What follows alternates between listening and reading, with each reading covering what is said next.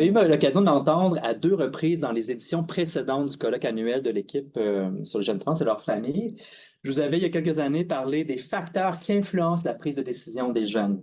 Qu'est-ce qui fait en sorte qu'un jeune va se tourner vers la préservation de la fertilité, ou du moins va le considérer dans son parcours de transition? L'autre aspect, je pense, c'est l'année passée à Montréal encore, ici. Je vous ai présenté en fait les photovoix, les photovoice, les images. Puis nous, on avait utilisé une méthodologie participative avec les jeunes concernés pour créer des mimes. Donc, avec des images comme ça pour penser la préservation de la fertilité, les normes sociales liées à la reproduction, liées au genre, de différentes façons. Aujourd'hui, ce n'est pas de ça que je vous parle, en fait. Ce ne sera pas ni même des résultats de recherche. Ce qui est un peu étonnant dans un colloque scientifique, peut-être. Moi, en fait, je vais vous parler d'une étape.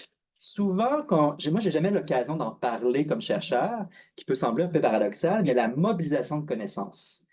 Donc, moi, je vais me tourner un peu sur qu'est-ce qu'on a fait avec cette étude-là, ce qui a été soulevé justement par les membres du comité qui viennent de faire avec le panel. Euh, C'était quoi l'objectif? Comment on s'y est pris, puis en bout de ligne, ça donne quoi? Donc, ça avait vraiment une vitrine sur l'outil qui a été conçu, qui a été co-construit, en fait, par les membres de l'équipe, puis les personnes qu'on a consultées, les organisations partenaires également. Donc, c'est vraiment ma proposition d'aujourd'hui, c'est vraiment une vitrine. Puis, je vais avoir l'occasion d'échanger avec vous, là, parce que je serais très intéressé, en fait, d'avoir votre regard sur l'outil, si jamais vous avez l'intention ou la possibilité de naviguer sur le site Internet qu'on a créé, pour voir un peu comment on peut améliorer la formule, parce que c'est un processus que je vois itératif, c'est-à-dire que ce n'est pas une fin en soi. C'est vraiment, on peut reformuler on peut l'améliorer. Ça s'améliore tout le temps. Puis je suis plus dans cette perspective-là aujourd'hui là, pour recueillir votre point de vue. Alors, donc une belle équipe. Là, je prends la parole aujourd'hui, mais c'est toujours, moi, quand même, à souligner que c'est un travail collectif, avec un travail d'équipe. Puis, d'autant plus concernant l'outil que je vous présente aujourd'hui, en fait, c'est le travail de Philippe.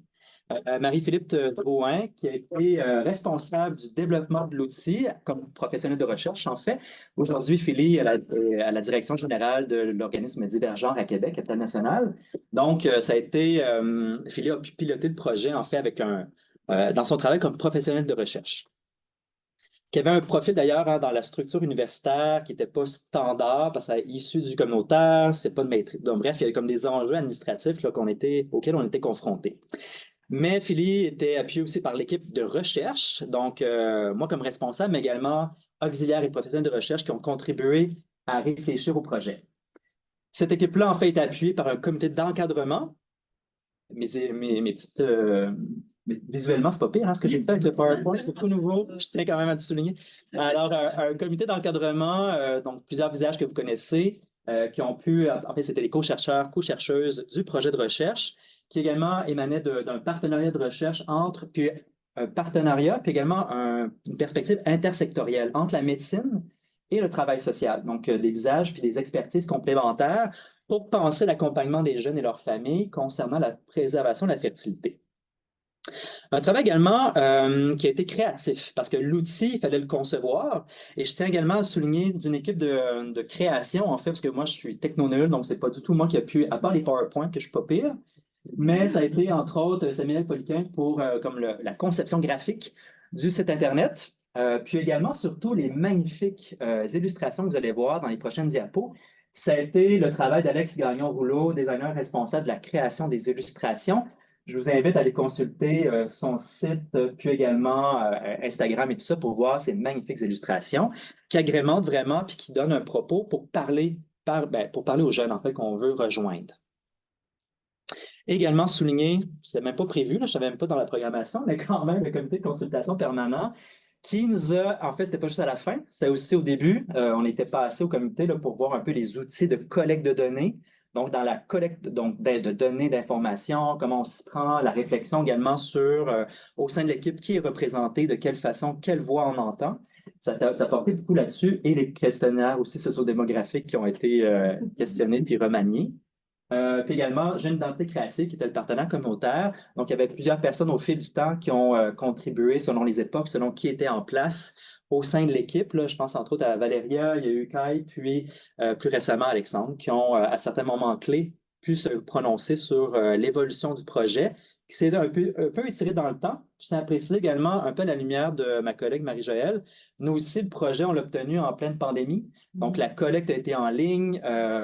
Tous les espaces Moi, j'avais pensé le projet au départ, le devis avec les co-chercheurs, co-chercheuses, les partenaires, des rencontres, des ateliers. Finalement, ça a dû prendre une autre forme. On a dû s'adapter.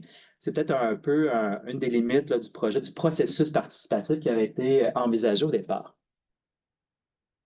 Ça, c'est le temps qui me reste, hein. Je te donne jusqu'à 55 au besoin, parce qu'on a dépassé. OK, bon, c'est bon. Alors, qu'est-ce que c'est? Qu'est-ce que j'ai à vous présenter? En fait, c'est le site, justement, que préserver ou non sa fertilité. Ça prend la forme d'un site web qui est en fait un arbre de décision. L'idée, un peu, c'était de dire, ben, est-ce que je veux ou non préserver ma fertilité? Pourquoi? Oui, non ou peut-être. Donc, c'est voir un peu les différentes options possibles et les scénarios qui émanent de chacune des décisions. Et également, qu'est-ce qu'il faut prendre en considération dans chacune des options dans la trajectoire, qui peut être trajectoire de vie, mais également une trajectoire de soins. Parce que c'est la préservation de la fertilité, sans entrer dans les détails, mais c'est quand même fortement médicalisé comme processus parce que ça en fait, c'est au croisement de la santé trans, mais également la procréation assistée. Je tiens également à préciser, un tel outil, c'est pas juste une idée là, qui a popé comme ça émane également de la littérature scientifique. L'absence d'outils accessibles, vulgarisés, était quand même revenue dans la littérature qui avait été consultée, parce que de plus en plus, là, dans les dernières années, il y a quand même plus de recherches qui se font sur le sujet. Puis également, surtout, ça a été un besoin qui est exprimé par les jeunes et les parents qu'on a rencontrés dans l'étude. Ils nous disaient, vous devez faire quelque chose avec ces... Oui, je peux vous raconter mon vécu, mon point de vue sur la question, mais ça va donner quoi? Ça revenait constamment. Donc, dès le départ, en fait, pas juste en termes de mobilisation sur voici, on a les données, qu'est-ce qu'on fait avec, mais dès le départ, on réfléchissait à une façon, puis c'était le boulot de Philippe et l'équipe, de voir comment on peut intégrer puis mobiliser les connaissances pour en faire quelque chose de concret. Donc, ça donnait un site web qui se décortique en plusieurs volets, hein, avec un carnet de réflexion pour accompagner le processus réflexif des jeunes. Également, débuter le questionnaire sur notre vision de la famille, notre vision des liens familiaux, puis pas juste axé sur le lien de sang puis le lien biologique. Parce que la préservation, ça peut avoir cette connotation-là, mais en fait, c'est de montrer la diversité familiale et comment on se projette dans l'avenir. C'est aussi des questions autres également. Concrètement, qu'est-ce que c'est la préservation de la fertilité? Parce que c'est aussi technique, puis c'est pas toujours évident. Quand on est à l'extérieur de la médecine, du domaine, on peut s'y perdre. Donc, on a tenté aussi d'avoir des propos vulgarisés pour mieux rendre l'information.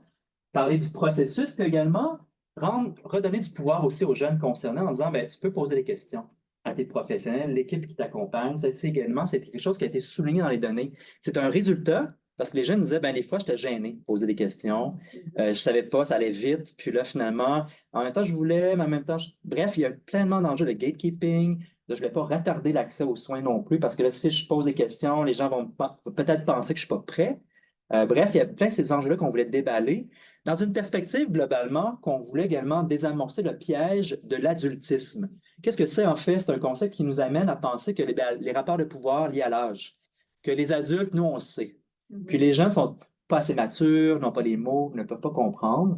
Bien, il faut déjouer ce piège-là, qui n'est pas toujours évident, mais un outil de réflexion nous amène à proposer des pistes. Puis après ça appartient également aux jeunes, à les personnes qui les entourent, l'équipe, de pouvoir cheminer à travers ça. Mais on souhaitait qu'au moins avoir une bonne information pour avoir un consentement libre et éclairé le plus possible. C'était vraiment ça l'objectif qui guidait la construction du plan. Ensuite, puis aussi souligner, pas juste dire il faut le faire ou il ne faut pas le faire. C'est pas de ça du tout, hein. Il faut trouver une manière, un ton beaucoup plus nuancé pour également montrer les doutes qui peuvent habiter les jeunes parce que c'est quelque chose qui était nommé dans les entrevues. Je ne sais pas trop où est-ce que ça va me mener. Est-ce que je le fais au cas où, avec les barrières d'accès, les barrières financières qui peuvent se survenir. Puis quand je parlais des belles illustrations d'Alex, ben là, ça fait référence à ça. Je vous parlais également du carnet de réflexion, en fait, pour accompagner la démarche, parce que parfois, ça peut être très théorique, mais concrètement, moi, je pense quoi? Puis avoir un petit outil là, pour colliger l'information. On s'est doté de ça aussi par la suite. Puis également, ben là, en termes de mobilisation de données, c'était une des options qu'on a considérées, c'est d'intégrer également des extraits d'entrevues. Parce que les jeunes aussi, puis les parents nous le disaient, ben, c'est pas un sujet que je connais tant que ça. Puis oui, il y a peut-être YouTube un peu, il y a parfois des fiches synthèses, mais sinon, la parole des gens, on y a-tu accès? Qu'est-ce qu'ils ont à nous dire sur la question? Puis là, par exemple, un exemple en termes d'introduction sur les liens familiaux. qu'est-ce que les gens ont à dire sur qu'est-ce que c'est une famille, grosso modo, puis comment ça peut prendre plusieurs formes. Et là, je tiens à souligner également qu'il y en a plusieurs, hein. Ce n'est pas juste un extrait. On voulait également montrer la diversité des expériences, des points de vue sur la question. Puis également l'ambivalence. Encore là, le choix qui a été fait aussi, puis en discussion carrément avec le comité, avec différents acteurs et actrices interpellés, on voulait également montrer parfois cette ambivalence-là dans du questionnement qui peuvent être habités en termes de là, aujourd'hui, je pense ça, mais dans quelques années, ça va être quoi? Hein? Puis qu'est-ce que ça implique? Puis avoir des enfants, j'en veux-tu? J'ai 14 ans, 16 ans, c'est peut-être pas ma priorité. Bref, c'est tout ça qu'on voulait refléter à travers ces préoccupations-là. Puis à chaque fois, ben, c'est des jeunes qu'on a rencontrés dans le cadre de l'étude Préfère que j'ai piloté avec mes collègues que je vous ai présentés. Puis, grosso modo, concrètement, ça donnait quelle forme? En fait, c'est des options qui sont offertes, un peu comme un arbre de décision, hein, que si on prend cette décision-là, ben, ça implique quoi? Et là, c'est comme une branche d'un arbre qu'on peut amener, puis ça ouvre sur des possibilités. Parce que c'est pas toujours vrai non plus qu'on peut revenir. Il y a des choix parfois qui peuvent être discutés, puis il peut avoir une incidence à plus moyen long terme. Donc, c'est le genre de choses également qu'on sentait le besoin, puis les familles qu'on a rencontrées nous le mentionnaient de mais je veux savoir un peu ça implique quoi, parce que là, concrètement, c'est ici et maintenant, mais quand même, la préservation de la fertilité, c'est bien sûr dans une projection future. C'est je préserve aujourd'hui mes ovules, mes spermatozoïdes, mais pour un usage ultérieur potentiel. Fait que c'est sûr qu'on se projette. Donc, le défi était présent. Donc, j'aimerais en avoir, je ne veux pas en avoir. Également, l'option, puis aussi normaliser l'idée de, on n'est pas obligé d'avoir des enfants pour être un citoyen, citoyenne, une personne entière. Donc, également, montrer cette diversité familiale-là également implique une personne qui est célibataire ou peu importe son cadre relationnel, mais qui a aussi pas d'enfants, c'est bien correct aussi. Donc, on voulait aussi dédramatiser cette pression-là qu'on peut avoir liée à la norme procréative, en fait, socialement, il faut être parent pour être pleinement heureux, heureuse. Donc, par exemple, ça, c'est des exemples comme ça, concrets de ben, l'option de la branche, j'aimerais avoir des enfants, ça implique quoi? Bien, montrer également qu'il y a différentes options. Et là, c'est toujours le défi de à quel point on vulgarise des trucs qui peuvent être très techniques, très légaux parfois. Hein, on a parlé de filiation. Ça fait des années que je baigne dans le domaine, puis parfois j'en échappe. Fait que l'idée, c'est pas non plus de citer le Code civil, mais c'est plutôt de savoir, ben, ça implique quoi. Puis aussi, toujours en donnant l'idée, parce que les recherches et notre recherche également montraient que les jeunes avaient dit, ben, je vais peut-être en avoir, mais sinon, je vais adopter. Attention, adopter, c'est pas si simple que ça non plus. Donc, on devait aussi montrer les différentes facettes, en fait, du phénomène, puis l'adoption, ça peut être une option à considérer, mais il y a des délais. La banque mixte en jeunesse, c'est pas facile. S'il y a des grands délais, c'est pas fait pour tout le monde non plus. Il y a de la discrimination également. Les candidates à l'adoption sont évalués. Il y a des enjeux par rapport à ça. J'ai des collègues qui s'intéressent à cette question-là. L'adoption internationale également, ben, c'est des pays où se trouvent les enfants qui ont leurs critères. Bref, donc c'est le genre d'informations qu'on voulait livrer avant de dire, ben, c'est quelque chose à considérer, puis c'est sûr que ça va fonctionner, puis ça va être beau. Attendre, donc montrer l'idée des panoplies de scénarios possibles. Voilà ce qu'on proposait. Après ça, ben, la préservation de la fertilité. Selon les options, comment on décrit les notions. Encore là, avec un jeu de tomber dans le côté médical très technique, ce n'était pas un besoin qui avait été révélé dans les données en disant, ben, on veut que ce soit accessible, on doit comprendre.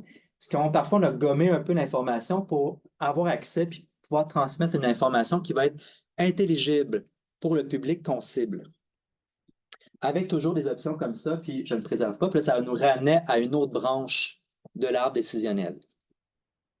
Le processus, concrètement, ça peut impliquer quoi? Puis là, des exemples de questions qu'on invite les gens à considérer, à peut-être poser à leurs professionnels de la santé, à devoir une consultation, par exemple, avec l'équipe thérapeutique. Et à chaque fois, il y a des extraits d'entrevues qui nous donnent mais comment les gens l'ont vécu à certains moments clés du processus de préservation ou de parcours de transition, parce qu'il y en a très peu, nous, qu'on a rencontrés qui ont effectivement fait la préservation, la fertilité, mais c'est de voir un peu, c'était quoi leur argument? Comment ils ont pesé le pour et le contre, encore là, pour pouvoir donner des exemples, des modèles pour les gens, pour semer des pistes de réflexion chez les jeunes et les parents. Puis également, donc, un exemple aussi de ben, je ne pense pas avoir d'enfant, puis qu'est-ce qu'il y en est, puis donc avoir un récit également d'une personne qui estimait de ne pas vouloir fonder une famille. Je termine avec, je vous disais, hein, le processus de recherche impliquait également une démarche de photo voice, photo-voix, donc avec une prise de photos, d'illustrations, de dessins également. On a ouvert le sujet avec les jeunes pour restituer le vécu par rapport à ce que moi je pense, ce que je pense que mes parents en pensent, ce que les professionnels en pensent et ce que la société en pense. Il y avait différents niveaux comme ça avec un meme que les jeunes devraient créer, mais ça également, ça se retrouve sur le site Internet de l'Arbre de décision. Donc, on a toute une planche comme ça avec à la fois des extraits, pseudonymes, l'âge des personnes également, puis également l'exemple de meme ou de collage, l'expression créative en fait des jeunes. Encore là, dans l'idée qu'ils ont un processus créatif, ils ont des choses à nous dire, puis ça peut donner également des modèles positifs ou positifs, pas pour dire qu'il faut le faire ou pas le faire, mais un modèle positif de réflexion sur dire, ben, prends contrôle aussi de ton parcours. C'est un peu le message clé qu'on voulait transmettre, qui était important aussi aux yeux des parents et des jeunes qu'on a rencontrés. Voilà, je termine là-dessus en vous remerciant et en soulignant également le travail collectif que j'ai des personnes que j'ai mentionnées tantôt. Également rappeler toute la pertinence du comité de consultation permanent qui a été vraiment permettre d'enrichir la démarche. Dans mon cas, en tout cas, puis de l'équipe de l'étude Préfère, c'était vraiment un moment clé pour pouvoir réfléchir, cheminer, qui implique également, peut-être je reprends un peu ce qui a été discuté dans le panel, c'est un regard, hein, il nous manque peut-être comme point de vue de chercheur qui en a bénéficié, hein, si on complète, mettons, la réflexion. Ça prend également une dose d'humilité, hein, de dire, tu sais, de dire, OK, puis là, c'était très attentionné hein, comme commentaire en disant, OK, ben, on ne sait pas tout, puis comment que les gens peuvent, puis ça a toujours été très bienveillant comme commentaire, puis se dire, ben, comment on peut faire mieux? Comment on peut accompagner? Puis c'était un peu comme ça qu'il faut avoir, parce que sinon, ça peut être confrontant. Pour l'idée, ben, surtout un outil comme celui-là, est-ce que ça fonctionne? Est-ce que ça parle aux jeunes? Sinon, ben, on vient de passer à côté. Puis toute cette donnée-là, la mobilisation de connaissances, c'est un peu raté. Fait que cet esprit-là d'itératif dont je parlais, la suite, en fait, là, je parle de conclusion, mais en fait, c'est la suite. Ça nous amène vers quoi? On voudrait améliorer l'outil. Là, je suis en quête de financement complémentaire pour traduire l'outil en anglais, pour pouvoir également diversifier les points de vue, améliorer également les soucis techniques un petit peu, puis éventuellement penser plus largement la prise de décision libre et éclairée, l'idée de consentement, avec les enjeux qu'on peut remettre rapidement en question la voix des jeunes, dans le contexte actuel aussi, de voir un peu comment on peut accompagner respectueusement, mais aussi en ne pas tombant dans le piège de l'adultisme dont j'évoquais tantôt, les ramifications subtiles en disant, ben nous, on sait mieux que d'autres. Ça peut être un piège qu'il faut déjouer. Voilà.